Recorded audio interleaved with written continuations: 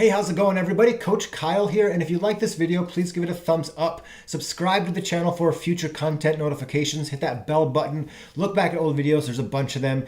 And if you know somebody who might find this topic helpful, please share it. And earlier on in the week, I talked about on my Instagram stories and Facebook stories about a dieting tactic that I like to recommend people to use. And it's called refeeding. It's called calorie shifting. And what this is when, for me, for example, I'm currently trying to lose some body fat. I'm trying to lose that last, few percentage points. And my calorie limit is 2,200 calories daily. But it can be extremely helpful if you plan. Now, you're not just, fracking up. You're planning some refeed days. And that means on those days, it's very helpful to eat extra. It's helpful for a variety of reasons. But one thing I like to keep in mind is that we're not, when I recommend this, when I do it, I'm still kind of abiding by my diet rule. This is a rule I've had for years where I don't buy food to bring into the house here with added sugar in the first three ingredients. No high fructose corn syrup, no sugar, whatever. I don't buy that stuff from the grocery store to bring into the house. And so on the refeed days, I'm not eating cake, I'm not eating junk food, but I'm having an extra breakfast burrito, or I'm having pizza for dinner, because pizza is frankly not possible to eat if you're trying to lose weight. If you're trying to stay under a certain calorie count per day, pizza is just too high calorie.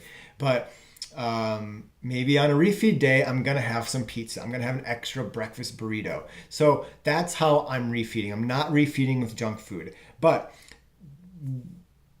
how can this benefit somebody trying to lose weight? So number one, mentally, knowing that you have one or two refeed days during your upcoming week it makes it extremely more helpful, more possible to eat under 2,200 calories the other 5 or 6 days during the week. Knowing that on Friday, you're going to go to run club and you're going to have pizza and beer makes it way easier to eat under 2,000 calories daily, Monday through Thursday.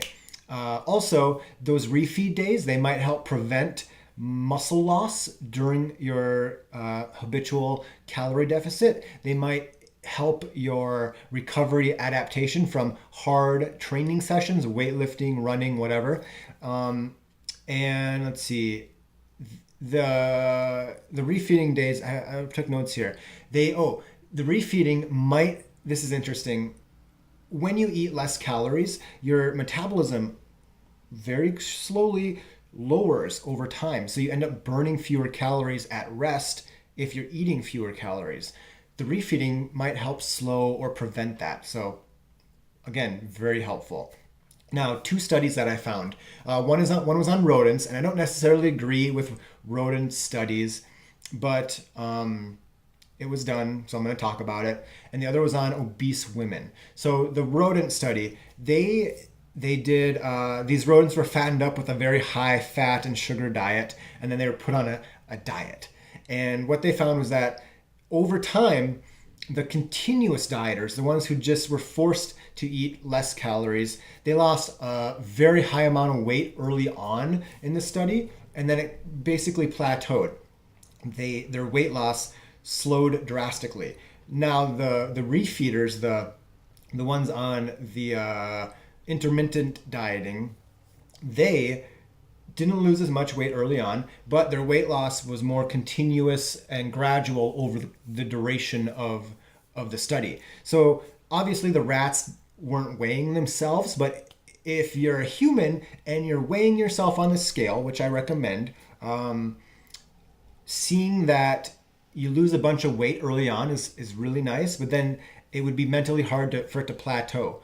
But having that very gradual weight loss over time, like the intermittent dieters, the mice experienced, I think would be just mentally, at least for me, more helpful.